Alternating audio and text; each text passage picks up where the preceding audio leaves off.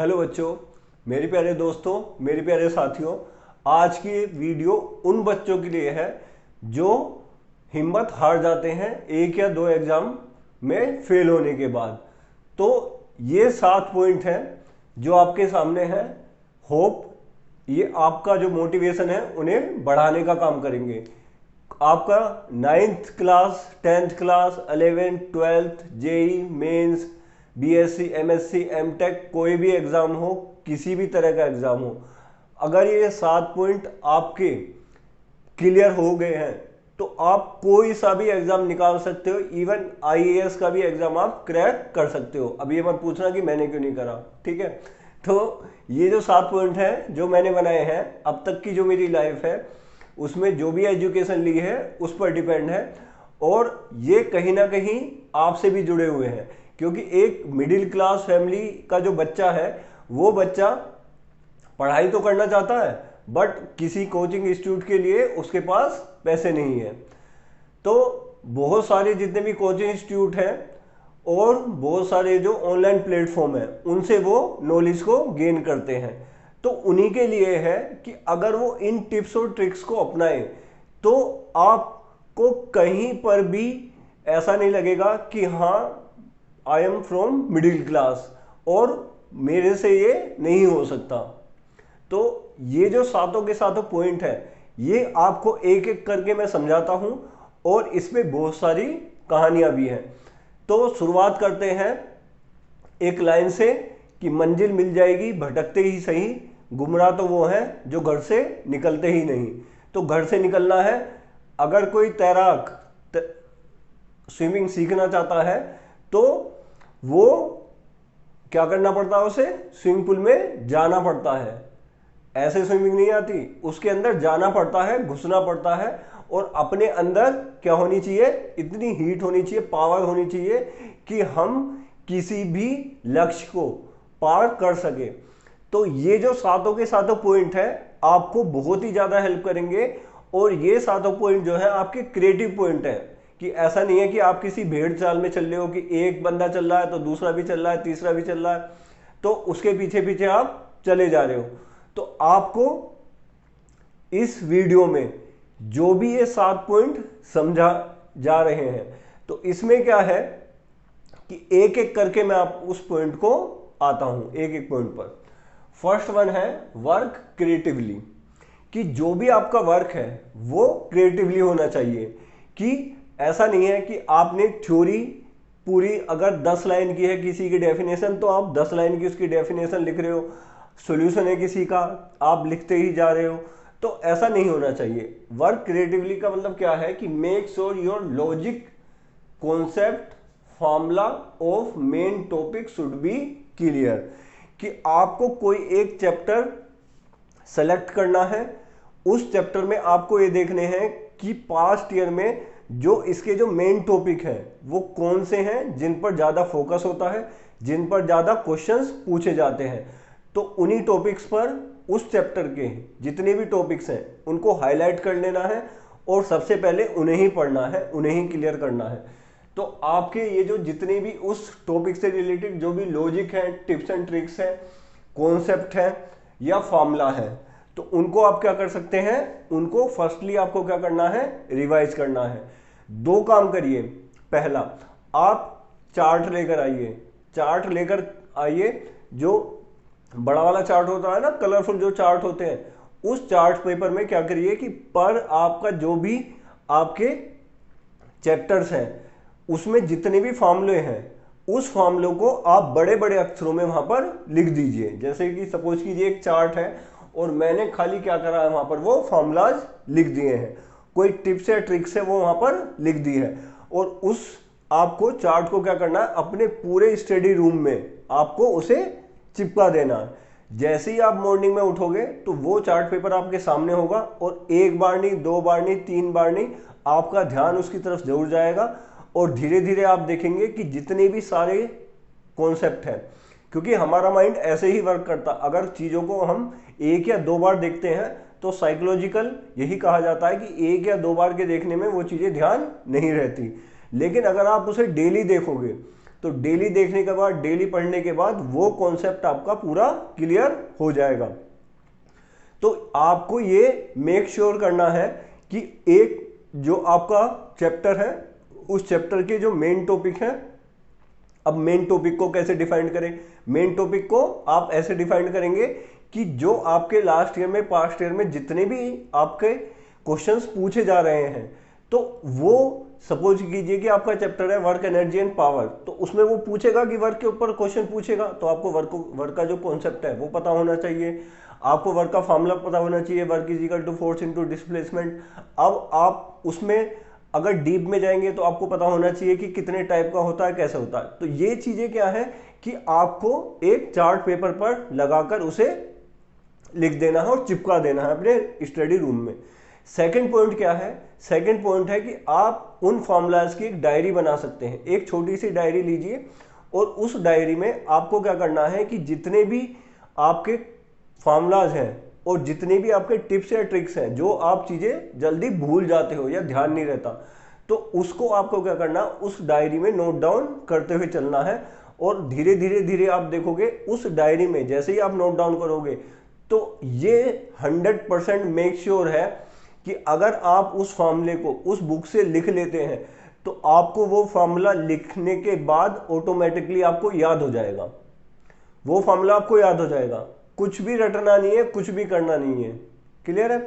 तो एग्जाम अगर कोई भी हो आपका, तो उसमें क्या करना है, आपको वर्क क्रिएटिवली करना है, जो कि यहां पर फर्स्ट पॉइंट है। अब इसमें सेकंड पॉइंट क्या है? बी फोकस्ड एंड डिसिप्लिन, कि अपने आप को क्या करना है, फोकस रखना है। कि अगर कोई चीज पढ़ी है आपने, अगर कोई चीज किसी भी सब कॉन्सेप्ट को पढ़ा है, तो वो आपको मेक श्योर करें कि क्लियर होना चाहिए। आप खुद भी उसे अंदर से जब तक ये ना समझ ले कि ये मेक श्योर नहीं है, तो आपको क्या करना है, उस कॉन्सेप्ट को, उस पर फोकस रखना है और उसके साथ डिसिप्लिन रखना है। फोकस रखना है और डिसिप्लिन रखना है। डिसिप्लिन और फोकस दोनों अलग अलग वर्ड है। फोकस का मतलब ये है कि आप उस पर फोकस करना, ये है कि आप उस पर ज्यादा ध्यान दे रहे हैं। क्लियर है? तो अगर उस पर आप थोड़ा सा ज्यादा ध्यान दोगे तो वो क्या होगा कि आपके माइंड में वो सेट हो जाएगा। क्लियर है? डिसिप्लिन का मतलब क्या है कि मैनेज योर टाइम, जो आपका टाइम है उसको क्या करना है, आपको मैनेज करना है। जो बीता हुआ वक्त है, जो चला गया, वो कभी वापस लौटने नहीं वाला। क्लियर है? कोई टाइम मशीन अभी तक बनी नहीं है, तो आप लास्ट में नहीं जा सकते, लेकिन जो आपके पास एग्जिस्टिंग टाइम है आप उसका फुल यूज कर सकते हैं। तो आपको क्या करना है कि अपना टाइम टेबल बनाना है और do not follow other schedule. आपको किसी और के शेड्यूल को फॉलो नहीं करना है, क्योंकि हर किसी बच्चे का अपना खुद का एक शेड्यूल होता है। उस शेड्यूल के ही अकॉर्डिंग चलना है। और उस शेड्यूल में क्या है कि ऐसा नहीं बनाना है कि 1 से आपने 2 तक बना दिया कि आपने फिजिक्स पढ़नी है, यहां पर केवल फिजिक्स पढ़नी है। 2 से 3 तक का बना दिया, ठीक है? ऐसा नहीं करना है।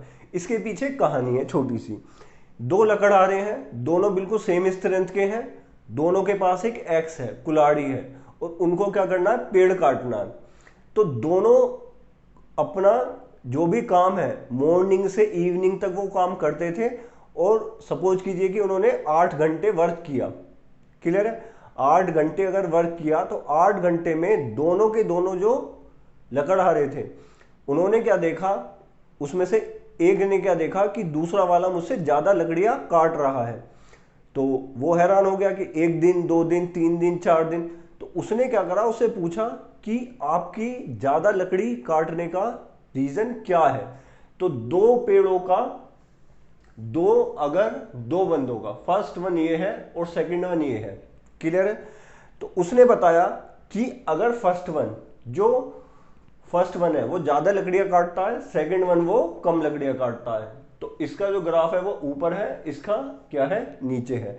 तो ये गलती हम बार बार करते हैं कि हम इन पॉइंट्स पर ध्यान नहीं देते। अब इस पॉइंट को समझिए कि पहला वाला लकड़ियां ज्यादा क्यों काट रहा था और दूसरा वाला लकड़ियां कम क्यों काट रहा था। तो इस दूसरे वाले ने पहले वाले से पूछा भी तुम इतनी ज्यादा लकड़ियां कैसे काट लेते हो। तो उसने बताया कि मैं 50 मिनट मैं लकड़ियां काटता हूं और 10 मिनट जो मेरी कुल्हाड़ी है उसे धार लगाता हूं, ठीक है, शार्पन करता हूं। उसके बाद 10 मिनट के बाद मैं रेस्ट लेने के बाद मैं फिर से दूसरा वर्क स्टार्ट करता हूं। ये वाला जो है ये पूरे के पूरे 8 घंटे तक, पूरा का पूरा 8 घंटे तक ये लगा रहता है। और इसे क्या होता है कि बीच में इसे पता नहीं कि कुल्हाड़ी इसकी शार्प हो रही है नहीं हो रही है। तो ये गलती हम जितने भी बच्चे हैं, मोस्ट ऑफ द 90% स्टूडेंट यही गलती करते हैं कि अपनी स्टडी के बीच में वो 5 या 10 मिनट का ब्रेक नहीं लेते। तो 5 या 10 मिनट का ब्रेक लीजिए, कहानी कुछ भी आप YouTube पर कुछ भी वीडियो देखिए, जो भी आपको अच्छा लगे करना, कोई गेम अच्छा लगे उसे खेलिए, कुछ भी कर सकते हैं आप 10 मिनट्स में। उससे क्या होगा 10 मिनट्स के ब्रेक में कि आपका जो माइंड है वो फिर से क्या हो जाएगा, शार्प हो जाएगा। बट अगर आप ऐसे वर्क करते रहे कि आप लगातार 8 घंटे अगर आप वर्क करते रहे तो आप मेंटली रूप से क्या हो जाओगे, आप मेंटली रूप से फ्रस्ट्रेट हो जाओगे। और अगर आप फ्रस्ट्रेट हो जाओगे तो आप उस चीज को नहीं पढ़ोगे। तो आपको करना यही है कि जो आपका ये जो पहला वाला ये जो फॉलो कर रहा है टाइम टेबल, उस तरह का टाइम टेबल बनाना है कि आपको 50 मिनट पढ़ना है, 10 मिनट का ब्रेक लेना है, 10 to 15 मिनट। उसके बाद आपको दूसरा सब्जेक्ट लेना है, उसके बाद तीसरा। और सबसे पहले उस चीज को पढ़ें जिसमें आपका इंटरेस्ट है। अगर जिसमें आपका इंटरेस्ट नहीं है उस चीज को पहले ना पढ़ें। उससे क्या होता है कि हमारा मोरल डाउन हो जाता है। और एक बार अगर हमारा मोरल डाउन हो जाता है तो उसके बाद क्या होता है कि वो जो पढ़ाई है वो हमें इरिटेट करने लगती है। तो ऐसा ना करें, उसे क्या पढ़े करें, इंजॉयफुल बनाएं। जैसे कि मैंने बताया कि चार्ट बनाएं और उसके बाद डायरी में लिखें। तो सेकंड पॉइंट मैंने जो बताया है कि आपको फोकस रहना है और डिसिप्लिन में रहना है, कि ये जो डिसिप्लिन है वो आप किस तरह से मेंटेन कर सकते हैं। क्लियर है। और आपको केवल एक ही जो पर्सन है वो ही समझ सकता है, वो है खुद आप। आपको क्या करना है कि अपनी जो खुद की सेल्फ स्टडी है उसको इम्प्रूव करने के लिए आपको खुद ही वर्क करना पड़ेगा, कोई और उसमें नहीं वर्क करने वाला। आप दुनिया के किसी बड़े से बड़े कोचिंग सेंटर में पढ़ लो, अगर आपको उसमें इंटरेस्ट नहीं है या आपको नॉलेज नहीं है तो कोई भी आपका एग्जाम क्वालिफाई नहीं करा सकता, आप कितनी मेहनत कर लो। क्लियर है। थर्ड वन है स्टडी स्मार्ट। स्टडी स्मार्ट का क्या मतलब है कि check the weight table and give preference to important chapters, topics, formula, concept. आप एक लिस्ट बना लीजिए। अगर सपोज कीजिए कि 15 चैप्टर है तो उस 15 चैप्टर में आप ये लिस्ट बनानी है आपको कि आपको टिक करना है कि आपको फोर्स एंड मोशन पसंद है, या आपको अगर 11th क्लास में दिया जाए तो motion in 1 dimension, motion in 2 dimension, या आपको दिया जाए उसमें वेव्स एंड साउंड। तो जो जो चैप्टर आपको लगता है कि आप पहले कर सकते हैं उन्हें ही पहले करें। उसके बाद में वो चैप्टर करें कि जो आपको नहीं आते, उस चैप्टर को बाद में करें जो आपको नहीं आते। जो आते हैं उनको पहले करें और अच्छे से करें, जिससे कि क्या हो कि जो भी आपके मार्क्स हैं, जो भी टॉपर्स होते हैं वो क्या करते हैं कि वो ऐसे पढ़ाई नहीं करते हैं कि सारे के सारे सब कुछ उन्हें क्लियर होगा। ऐसा कुछ नहीं होता। ऐसा आप अगर सोच रहे हैं तो गलत सोच रहे हैं। आपको करना क्या है कि जो पहले आपको टॉपिक क्लियर है तो अपने बारे में सोचते हुए उन 15 में से 10 चैप्टर को आपको हाईलाइट कर लेना है, 8 चैप्टर को या 7 चैप्टर को या 5 चैप्टर को हाईलाइट कर लेना। हाईलाइट करने के बाद उन्हीं के ही आपको क्या करने हैं कि उन्हीं का पहले वेट टेबल देखना है। वेट टेबल जैसे 15 चैप्टर में किसका वेट टेबल ज्यादा है और जो आपका इंपॉर्टेंट टॉपिक है। 2 फिल्टर लगाने हैं, पहला कि जो आपके इंटरेस्ट का टॉपिक है और जिसका वेटेज ज्यादा है। क्लियर है। तो अगर आप वेटेज ज्यादा वाला अगर पढ़ोगे तो उससे खुद ही आपको सेल्फ कॉन्फिडेंस आएगा कि अगर मैंने ये वाला टॉपिक क्लियर कर लिया है तो मेरे जो एग्जाम में मेरा के साथ क्या होगा कि उस एग्जाम में उन जो मेरे टॉपिक्स हैं, हम करते क्या है, हम उल्टा करते हैं। हम क्या करते हैं, पहले हम उन टॉपिक को पढ़ते हैं जो हमें नहीं आते, और उसकी वजह से जो टॉपिक हमें अच्छे से आते हैं वो भी हमारे क्लियर नहीं हो पाते। तो पहले उन टॉपिक को पढ़ें जो आपको अच्छे से आते हैं। उसके बाद जो नेक्स्ट है वो आपको क्या करना है कि उन टॉपिक को पढ़ना है जो आपको नहीं आते या कम आते हैं। क्लियर है। उसमें से जितना जितना आपको लगे उतना उतना फिल्टर लगा देना और उतनी उतनी चीजों को आपको क्या करना है कि उन चीजों को हाईलाइट करके उन चीजों को आप उन कॉन्सेप्ट को या उन डेफिनेशन को, उन फॉर्मूलाज को आपको याद करना है। क्लियर है? नेक्स्ट क्या है, make your own study notes, कि अपने आप अगर खुद के स्टडी नोट्स बनाते हैं उससे बेस्ट तरीका कुछ भी नहीं है। अगर आप अपने खुद के, क्योंकि अगर आप किसी भी यूट्यूब चैनल पर देखें या कहीं पर भी देखें तो हर कोई कॉन्सेप्ट को किसी को समझाने का तरीका अलग है। अगर आप डेफिनेशन को भी देखें तो डेफिनेशंस भी क्या है कि लोग बागों से क्या करते हैं, घुमा फिरा कर बताते हैं कि हाँ ये ऐसा है वैसा है। तो आप अपना खुद का स्टडी मटेरियल बनाइए कि जो आपको खुद से समझ में आता हो। क्लियर है? तो make your own study notes, make your own notes, don't by someone else note. आप, ऐसा नहीं है कि किसी के जो नोट्स हैं वो आप खरीद नहीं सकते। अगर आपके पास मनी है आप खरीद सकते हैं, बट अगर आप खुद के जो नोट्स हैं वो बनाने के लिए अगर आप किसी और के नोट्स का सहारा ले रहे हैं तो वो कोई गलत काम नहीं है। आपको क्या करना है कि अगर कहीं पर आपको कोई कॉन्सेप्ट अच्छा लग रहा है तो उसे आपको लिख लेना है। तो वेरियस जितनी बुक्स होंगी आपके पास, वैरायटी होगी, और जिसमें आप देखोगे कि ये वाला अच्छा है, ये वाला अच्छा है, तो उस कॉन्सेप्ट को आप, जो इजी है और सीखने में आपको अच्छा लग रहा है, तो उसको आपको क्या करना है, अपने स्टडी मटेरियल में उसे लिख लेना है। लेकिन अपना स्टडी मटेरियल खुद से जरूर बनाना है। ऐसा नहीं है कि आपने क्या करा कि स्टडी मटेरियल खरीद लिया और स्टडी मटेरियल खरीदने के बाद क्या करा कि आप केवल उसी पर ही आपको लगा कि हाँ इसे मैं पढ़ लूंगा और इससे मेरा एग्जाम क्लियर हो जाएगा। नहीं, ऐसा कुछ भी नहीं है। आपको क्या करना है, खुद का स्टडी मटेरियल आपको क्रिएट करना है, और उस स्टडी मटेरियल को क्रिएट करने के बाद आपको खुद लगने लगेगा कि धीरे धीरे धीरे पहला दिन आप करेंगे तो आपको क्या होगा, बोरियत महसूस होगी। लेकिन अगर आप उसे आधा आधा एक एक घंटे रोज डेली आप देंगे तो आपकी हैबिट में आ जाएगा, और आप उसको क्या करोगे कि जो आपका स्टडी मटेरियल आपके पास होगा वो आपकी क्या होगी, वो पावर पॉइंट होगा। वो एक ऐसा पावर पॉइंट होगा कि आपका जो स्टडी मटेरियल है उस स्टडी मटेरियल से पढ़कर आपको पता है कि किस जगह कौन सी डेफिनेशन, फार्मूला, कॉन्सेप्ट वो किस तरह से क्या बता रहा है और हमने उसको किस तरह से समझा है। क्लियर है? तो ये थर्ड पॉइंट है कि स्टडी आपको स्मार्टली करनी है। Make your own study notes. ये वाले 4 पॉइंट क्लियर हुए। 5वां पॉइंट, प्रैक्टिस प्रैक्टिस प्रैक्टिस। अब बात ये थी सारी थ्योरीज की, अब बात करते हैं कॉन्सेप्ट, क्वेश्चंस की। तो ये वाला जो पॉइंट है कि क्वेश्चंस की, तो क्वेश्चंस अगर आपको, जो भी बच्चा एग्जाम क्रैक करता है वो क्वेश्चन से ही करता है। क्लियर है? तो मोस्ट ऑफ द बच्चे क्या करते हैं कि जितनी भी किताबें हैं उन्हें थ्योरेटिकली पढ़ते हैं। थ्योरेटिकली पढ़ने का मतलब है कि आप उन चीजों को रट रहे हैं, आप उन चीजों को रट रहे हैं, और उसके बाद क्या है कि अगर आप एग्जाम देने जा रहे हैं तो वहां पर आपको कुछ समझ में नहीं आ रहा। क्लियर है? तो उसके लिए क्या करना है कि जितने भी हमारे क्वेश्चंस हैं, जो भी पास्ट ईयर में आ चुके हैं या जो भी आपके एग्जिस्टिंग है, उन क्वेश्चंस के ऊपर जितने भी आपके क्वेश्चंस हैं, आपको क्या करना है कि एक क्वेश्चन आपके उस कॉन्सेप्ट को क्लियर कर देता है कि हाँ ये वाला क्वेश्चन है और ये वाला क्वेश्चन आपका डिपेंड है वर्क पर या एनर्जी पर या पावर पर या किसी पर भी डिपेंड है। तो आपको क्या करना है कि जो आपके क्वेश्चंस हैं उन क्वेश्चंस की भी वैरायटी को सेलेक्ट करना है, और आपको क्या करना है कि ऐसा नहीं है कि 30 में से और आपके 20 नंबर आए, तो कोई भी एक भी दुनिया का कोई भी टेस्ट ऐसा नहीं है कि अगर वो आप टेस्ट मुझे दोगे तो हो सकता है उसमें मैं भी फेल हो जाऊं। क्लियर है? तो कोई भी टेस्ट किसी की भी जो एबिलिटी है उसको डिसाइड नहीं कर सकता।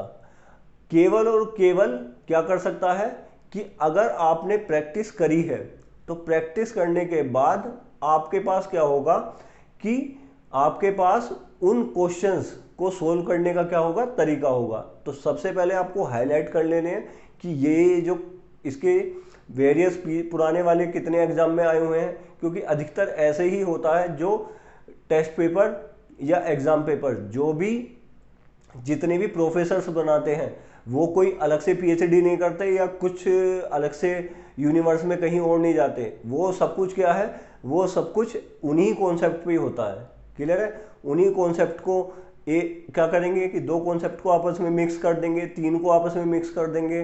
तो इस तरह से ही मिक्स करके वो क्या करते हैं, वो क्वेश्चन बनाते हैं। तो आपको क्या करना है कि जो इस तरह के क्वेश्चंस हैं वो आपको सेलेक्ट करने हैं। सेलेक्ट करने के बाद उनका आपको रिवीजन करना है, प्रैक्टिस करनी है उनकी। उसका सॉल्यूशन आपको बाद में देखना है, आपको पहले खुद से करना है, वो चाहे गलत हो लेकिन आपको पहले खुद से करना है, सॉल्यूशन को टच नहीं करना है। क्लियर है? जब आप उस क्वेश्चन को में पूरा दिमाग लगा लें कि हाँ ये क्वेश्चन अगर आपको नहीं आ रहा है, उसके आप बात कोई बात नहीं, आप सॉल्यूशन देख सकते हैं, सॉल्यूशन से उस चीज को क्लियर कर सकते हैं। नेक्स्ट टाइम अगर इस तरह का आता है तो आपको क्या करना है, इस बार आपको सॉल्यूशन नहीं देखना है, इस बार केवल और केवल क्या करनी है, प्रैक्टिस करनी है, प्रैक्टिस करनी है, प्रैक्टिस करनी है और उस क्वेश्चन को सोल्व करने की कोशिश करनी है कि कैसे होगा। सबसे जो जरूरी बात है कि हम क्वेश्चन को पूरा नहीं पढ़ते। अगर हम क्वेश्चन को पूरा पढ़ें तो उस क्वेश्चन को पढ़ने के बाद ही हमें उसके बारे में क्लियर हो जाता है कि वो पूछ क्या रहा है। अधिकतर बच्चों को ये भी नहीं पता होता कि वो क्वेश्चन पूछ क्या रहा हमसे, मतलब इस क्वेश्चन का मीनिंग क्या है। तो आधा अधूरा क्वेश्चन हम पढ़ते हैं जल्दी जल्दी में और अपना जो भी कॉन्सेप्ट है हमारे दिमाग में आता वो लगा देते हैं और उससे उस क्वेश्चन को सोल्व करने की कोशिश करते हैं। नहीं, सिंपल सी बात है, आपको क्या करना है कि उस क्वेश्चन को पहले सही से पढ़ना है, पढ़ने के बाद ही आपको क्या करना है, आगे बढ़ना है कि इस क्वेश्चन को सोल्व करने के लिए अब ये सोचना है कि किस किस फॉर्मूले की जरूरत पड़ेगी, उस फॉर्मूले को राइट डाउन करना है। उस फॉर्मूले को राइट डाउन करके उससे रिलेटेड जितने भी फॉर्मूले हैं उन सबको राइट डाउन कर लो, आप सबको लिख लो। ठीक है, सबसे करके देखो उसे। अगर वो नहीं हो पाता है, वो आधा घंटा लेगा, 1 घंटा लेगा, बट उससे क्या होगा कि आपकी मेमोरी पावर क्या होगी, बिल्ड होगी, आपकी मेमोरी पावर बिल्ड होगी। हमारे पास प्रॉब्लम ये होती है कि हमारे पास सारे जितने भी क्वेश्चंस हैं उसका सॉल्यूशन होता है और सॉल्यूशन नहीं होता तो हम इंटरनेट पर डाल देते हैं, वहां से देख लेते हैं। क्लियर है? तो इसी वजह से क्या होता है कि हमारा जो कॉन्सेप्ट है वो कमजोर हो जाता है। तो हमें क्या करना है, उस क्वेश्चन को सेल्फ खुद से पहले सोल्व करना है, उसके बाद क्या करना है कि उसके बाद सॉल्यूशन को देखना है, सॉल्यूशन को पहले नहीं देखना है और उसकी प्रैक्टिस करनी है, प्रैक्टिस करनी है, प्रैक्टिस करनी है। प्रैक्टिस करने के अलावा जितनी ज़्यादा प्रैक्टिस मैक्स एंड परफेक्ट, कि जितनी ज़्यादा आपने उसकी प्रैक्टिस कर रखी है उतनी ज़्यादा ही क्या होता है। अब अगर आप जूडो कराटे सीख रहे हो तो ऐसा नहीं है कि जूडो कराटे में आपके सारे जितने भी पार्ट्स हैं वो सारे पार्ट मूव करते हैं। कोई ऐसा होता है कि किसी की बैकग्राउंड अच्छी होती है, क्लियर है, किसी का अगर कोई वार कर रहा है तो किसी का जो ये वाला जो हाथ है वो हाथ क्या रहता है, वो मजबूत रहता है और वो क्या रहता है, इफेक्टिव रहता है और उससे क्या कर सकता है, वो डिफेंड कर सकता है। तो अगर बॉडी में भी देखा जाए तो सारे पार्ट हमारे क्या करते हैं, इक्वल वर्क नहीं करते। तो उसी तरह से क्या है कि आपको क्या करना है कि अपने खुद के जितने भी क्वेश्चंस हैं जो आपने सेलेक्ट करें उनकी प्रैक्टिस करनी है, प्रैक्टिस करनी है, प्रैक्टिस करनी है। क्लियर है? First practice the topic in which you are best, जिसमें आप बेस्ट हो। क्लियर है? जिसमें आप बेस्ट हो उसको पहले करो, जो जिसमें आप बेस्ट नहीं हो उसे आप साइड में रखो, हाईलाइट करके रखो कि ये मुझे बाद में करना है। क्लियर है? सॉल्यूशन को टच नहीं करना है। सॉल्यूशन को टच जब करना है कि जब आपको लगे कि हाँ ये क्वेश्चन उस पर नहीं हो पाएगा। नेक्स्ट चीज क्या है, टेस्ट योर सेल्फ। ये टेस्ट योर सेल्फ बिल्कुल सेम रिलेटेड ऊपर वाले से, ये test yourself with online and offline test. आप क्या कर सकते हैं कि अगर आपने अब क्या करा, आपने थ्योरी रीड कर ली है, थ्योरी रीड करने के बाद आपको कॉन्सेप्ट पता लग गए, उसके बाद आपने पास्ट ईयर क्वेश्चन पढ़ लिए। पास्ट ईयर क्वेश्चन पढ़ने के बाद क्या हुआ कि अगर आप टेस्ट में बैठे तो आपको लगा कि ये क्वेश्चन तो ये मैंने करे ही नहीं है, ये वाले तो कॉन्सेप्ट मैंने कभी पढ़े ही नहीं है। क्लियर है? तो ये वाली जो चीज़ है कि नहीं करे हैं, नहीं पढ़े हैं, तो ये किससे होगा, जिससे कि आप खुद का एक टेस्ट लोगे। आप खुद के एक जो 30 क्वेश्चन हैं, जो क्वेश्चन वाले पेपर है, वो 30 क्वेश्चन लो खाली और 30 क्वेश्चन में आप लेकर बैठ जाओ खुद उसे कि मुझे ये 2 घंटे में सोल्व करने हैं। ठीक है? आप खुद अपना सेल्फ टेस्ट ले सकते हैं। क्लियर है? उस सेल्फ टेस्ट में क्या होता है कि आपको खुद ये पता लग जाता है कि आप जिसे कहते हैं ना कि कौन कितने पानी में है, तो आपको उसका अंदाजा हो जाता है कि आप कितने पानी में हैं। तो उससे क्या होगा कि आपकी जितने भी सारे क्वेश्चंस हैं वो क्या हो जाएंगे, कवर अप हो जाएंगे। और आप क्या करोगे, आप अपने आप को, जितना आप अपने आप को टेस्ट करोगे उतना ही ज्यादा क्या होगा, आपके उतनी ही एबिलिटी में ग्रोथ होगी। क्लियर है? Always positive, nothing is impossible. कुछ भी इस पूरी ब्रह्मांड में कुछ भी इम्पॉसिबल नहीं है, सब कुछ हो सकता है। अगर आदमी करना चाहे सब कुछ कर सकता है, क्योंकि इम्पॉसिबल वर्ड खुद बोलता है। आपने बहुत बार सुन रखा होगा कि आई एम पॉसिबल, कि सारी चीजें सब कुछ पॉसिबल है अगर आदमी खुद से करना चाहे तो। हर चीज पॉसिबल है। अगर आदमी ये चाहे कि मुझे, उसने सोचा होगा कभी कि चांद कहाँ पर है, उसे कभी किसी आदमी ने सोचा होगा कि चांद पर जा पाएंगे या नहीं जा पाएंगे, लेकिन चले गए। अगर किसी साइंटिस्ट ने अगर सोचा कि सैटर्न पे जाना है, क्लियर है, इम्पॉसिबल है, लेकिन किसी ना किसी दिन पॉसिबल तो होगा।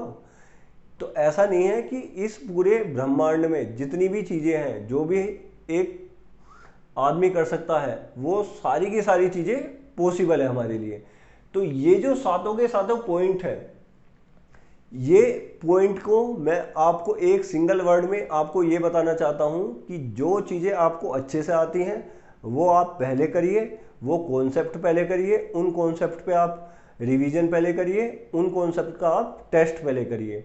जब वो क्लियर हो जाए उन्हें साइड में रख दीजिए। अब बात किसकी आती है, मीडियम की। 3 तरह के क्वेश्चन होते हैं, मतलब 3 तरह की जो चीजें होती हैं वो हमारे साथ होती हैं। जो पहला है, जो फर्स्ट वन है, वो क्या है, आपको फर्स्ट वन क्या है, आप उसमें बेस्ट है, ये होगा। फर्स्ट ये होगा कि आप उसमें बेस्ट है। दूसरा क्या होगा कि आप उसमें क्या है, मीडियम है। ये हर बच्चे के साथ है, चाहे वो टॉपर हो, चाहे वो आपका बच्चा कम मार्क्स लाए, ये सबके साथ एप्लीकेबल है। कि फर्स्ट क्या होगा कि आप उसमें बेस्ट हो, सेकंड क्या होगा, आप उसमें मीडियम हो, आपको आधा पता है आधा नहीं पता, और थर्ड वन क्या है आपका, थर्ड वन क्या है कि आप उसमें पुअर हैं। पुअर का मतलब ये है कि आप उसमें कुछ नहीं जानते। तो सबसे पहले जो आपको ध्यान देना है वो किस पर देना है, जिसमें आप बेस्ट हो। उससे क्या होगा कि आपके पास क्या होगा, एक एनर्जी बनेगी, पॉजिटिव एनर्जी, जिससे क्या होगा कि आपको पता रहेगा कि हाँ ये कॉन्सेप्ट मेरे अच्छे हैं। क्लियर है? उनकी थ्योरी पढ़ी, उनके क्वेश्चन पढ़े, और उसके क्वेश्चन के पढ़ने के बाद क्या करा, जितने भी कॉन्सेप्ट है क्लियर करे, उसके क्वेश्चन देखे, क्वेश्चन क्या करे, क्वेश्चन सोल्व करे विदाउट सॉल्यूशन। उसके बाद क्या हुआ, फिर से आपने क्या करा कि अगर नहीं हो पाता है सॉल्यूशन देख लिया, ठीक है, कॉन्सेप्ट क्लियर कर लिया। उसके बाद क्या होगा, नेक्स्ट आपको खुद का अपना एक सेल्फ टेस्ट लेना है। क्लियर है? और जो सेल्फ टेस्ट है वो ऐसे लेना है कि आपको उसमें अपने प्रति लॉयल रहना है। ऐसा नहीं है कि आप उसमें भी कहीं ना कहीं से देखना शुरू कर दो, तो जब तक वो लॉयल्टी नहीं आएगी आप में, जब तक वो काम नहीं बनेगा।